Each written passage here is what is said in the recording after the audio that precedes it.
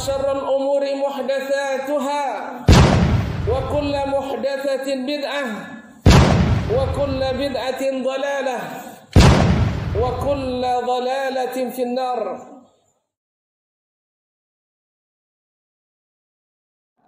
Ada semacam perbedaan pandangan di kalangan para ulama dalam mendudukkan apakah qaul sahabi itu sebagai hujjah atau bisa dijadikan dalil hukum atau tidak.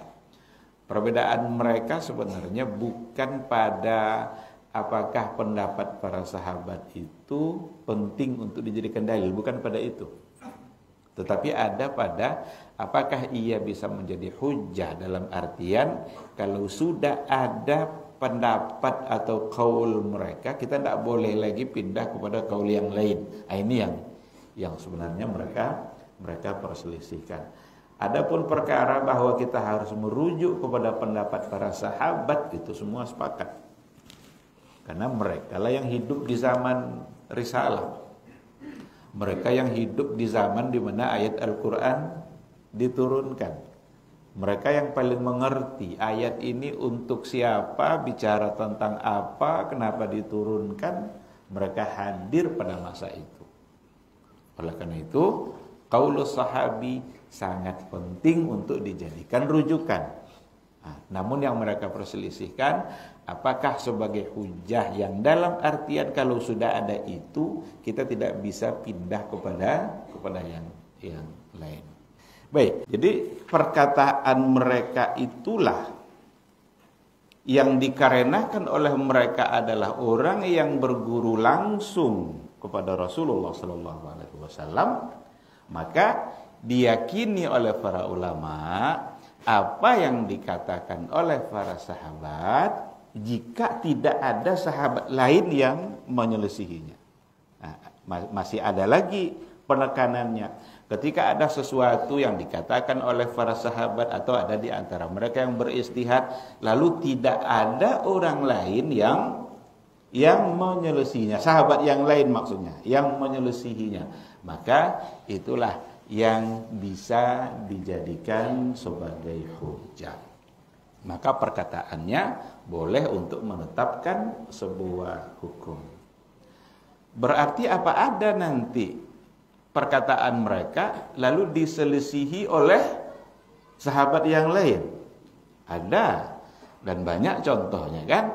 Ada hal-hal yang kadang dikatakan oleh seperti Abu Hurairah lalu kemudian dibantah mungkin oleh seperti Aisyah dan yang lain sebagainya.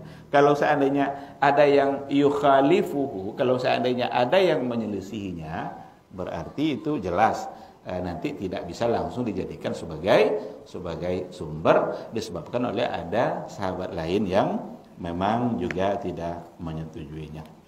Jumhurul ulama seperti yang ada di kalangan ulama usul dan ulama fikih seperti Imam Malik, Imam Syafi'i dalam qaul qadimnya dan bahkan juga dalam qaulul jadidnya Imam Ahmad ibn Hanbal, golongan Hanafiyah, itu adalah kelompok yang setuju untuk menerima qaulus sahabi sebagai hujjah dalam penetapan hukum. Adapun dari kalangan-kalangan yang lain ada seperti dari kelompok Asy'ariyah dan mayoritas ulama mutakallimin itu menolak untuk menjadikan qaulus sahabi sebagai hujjah. Ini wajar karena ini masuk dalam adillah al-mukhtalafu fiha, dalil yang diperselisihkan, maka tentu saja ada di antara para ulama yang tidak sepakat untuk menjadikannya sebagai hujjah. Namun kalau kita lihat hujjah-hujjah mereka, ada yang hujjahnya dengan hadis Rasulullah SAW, walaupun status hadisnya itu sedikit agak diperselisihkan dari tingkat kesahihannya, tapi didukung oleh argumentasi-argumentasi yang lain. Maka apa yang dikatakan oleh jumhurul ulama itu nampaknya memang bisa dikatakan lebih kuat karena alasan-alasan yang tadi itu.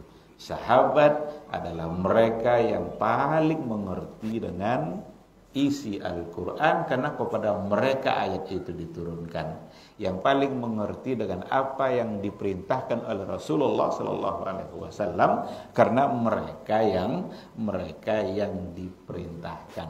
Nah, apa di antara hadis yang mereka pakai?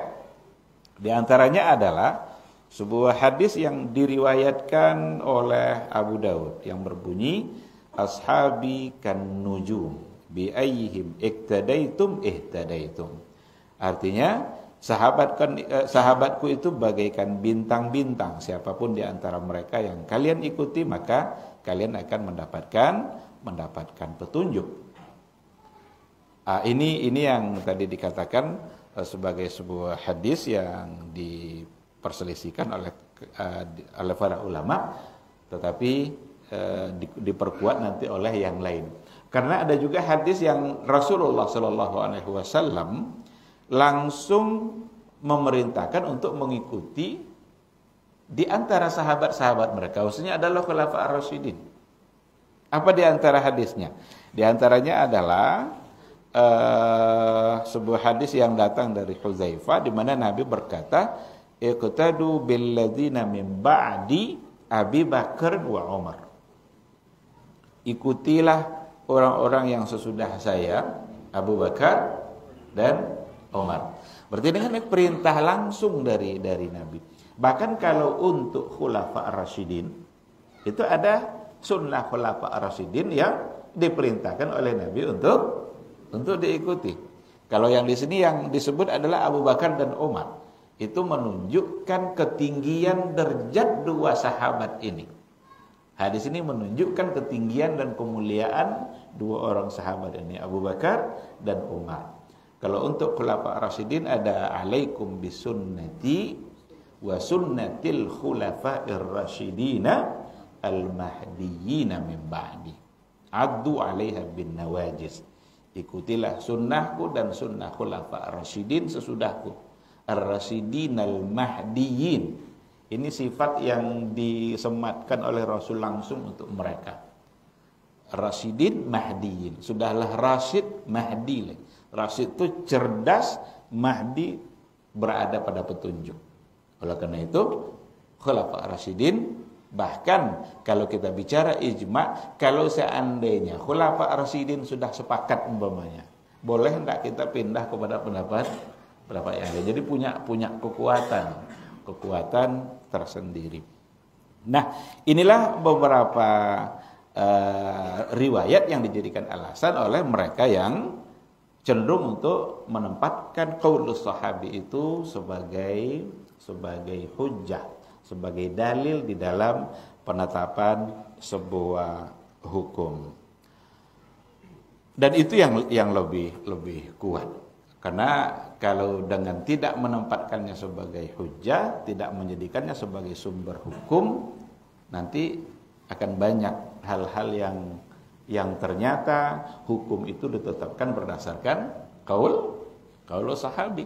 Kalau seandainya itu tidak dijadikan sebagai sumber penetapan hukum, berarti kita akan menolak hukum yang sudah ditetapkan oleh mereka.